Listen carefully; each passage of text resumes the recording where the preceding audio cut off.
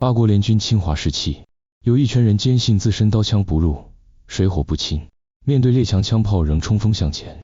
他们高举扶清灭洋旗帜，反抗西方侵略，被欧美国家称为东方的魔鬼。但晚清官方文书却称其为犬匪，将庚子国变罪责权归咎于他们。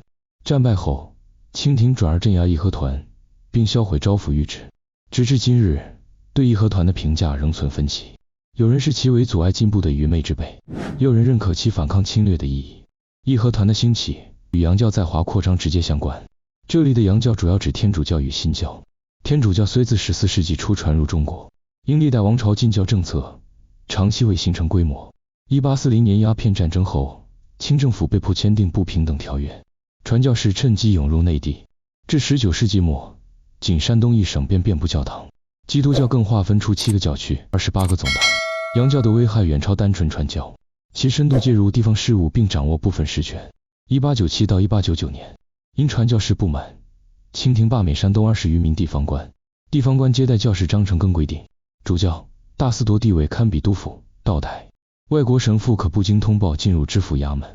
依托官方背书，洋教进一步渗透基层，夺走民间调解仲裁权，教民纠纷无需经官府，且判决多偏袒教民。部分教堂拥有枪械，传教士率教民在乡间征税、区一级，成为与官府并存的第三种统治力量。教民也成了享有特权的法外之人。对民众而言，传教士及教会是列强侵略的直接代表。百姓反抗时，传教士可要求清廷镇压、杀人、赔款、道歉成固定流程。如有洋教案中，法国传教士借军队杀害145名民众，最终却是死者家属向洋人赔礼。此类事件不断激化矛盾，义和团应运而生。1869年，山东冠县梨园屯教民在传教士怂恿下，试图分割村民世代供奉的玉皇庙及附属医学公产，用于修建教堂。这场纠纷持续30年，官府因偏袒洋教，导致百姓只能以暴制暴，请来威县梅花泉师傅护庙。可见，义和团并非由领袖号召组建，而是在多次民间冲突中，被乡民推上历史舞台。虽当时无帝国主义、民族国家概念，但百姓清楚洋人欺到家门口，不能再忍。随着冲突升级，双方仇恨从护庙斗争演变为生死对抗。清军曾在大宁击败义和团，将被俘全民辫子拴在门槛上，用斧子砸烂头颅，称打义和。义和团也存在局限，除对抗洋教外，还夹杂对回族民众的歧视。不少回民遭袭击，清真寺被焚毁或改建。最终，义和团运动全面爆发。1900年4月，义和团发展至北京周边，围堵洋商，拆毁电线，焚烧教堂。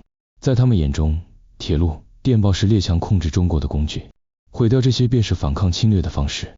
列强因传教士遇害施压清廷镇压，但地方官深知义和团兴起源于洋教压迫，镇压恐引发更大民变。此时慈禧太后态度出人意料，下诏抚绥团民，默认义和团存在。直隶总督玉禄率先从剿权转为抚权，向全民发粮饷，邀其在天津设坛招众。山东全民随后北上，数周内北京周边旗帜遍山，全民以拆铁路、断电线、毁洋货的方式反抗侵略。1900年6月，清廷以光绪帝名义向11国宣战，还悬赏捕杀洋人，规定杀一洋人赏银50两，洋服40两，洋铜20两。随后清军与义和团联手围攻北京使馆区，史称庚子之围。西方列强以营救使馆为由，在天津组建2000余人联军，由英国海军中将西摩尔率领北上，却因铁路被义和团拆毁，电线杆被砍，只能边修路边战斗。在杨村、廊坊等地，义和团赤手空拳突击联军，高喊刀枪不入冲锋，令西方士兵震惊。天津保卫战尤为惨烈，八国联军伤亡2000余人，含25名高级军官，这是其整场战争中损失最惨重的一役。部分局部战斗中，义和团甚至压制装备精良的洋兵，展现出反抗侵略的勇气。慈禧太后的态度对义和团命运影响重大。起初她既希望借义和团对抗列强，又担心其失控威胁统治，曾向北京全民发放金米2万担、银10万两。但1900年8月，八国联军逼近北京，义和团与京城劲旅难以招架，清廷仓皇出逃。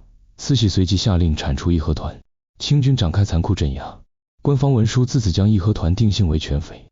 与此同时，西方舆论对义和团展开系统性污名化，将其运动称为犬祸，甚至捆绑东方威胁论。美国传教士丁伟良称义和团运动是中国与文明世界的对抗。英国作家萨克斯·罗默创作的《傅满洲》系列小说也以义和团为素材塑造反派形象，刻意掩盖民众反抗的真实原因。事实上，义和团是列强侵略、教会压迫与清廷腐败共同催生的反抗力量。当然，义和团也存在历史局限性，组织混杂全会与秘密教门，带有降神附体、刀枪不入的宗教神秘主义色彩。破坏铁路、电线杆的行为也显荒诞，但需注意，当时铁路、电报等现代化工具被列强用作侵略手段，仅以反现代化，否定义和团，忽视其抗争对象与动机是片面的，已经度古。归根结底，义和团的历史价值不在于抗争方法的完美，而在于国家生死存亡之际，他们以直接、勇敢的方式回应外来侵略。评价义和团，应立足其抗争的背景与动机，而非仅凭外界偏见或事后标签。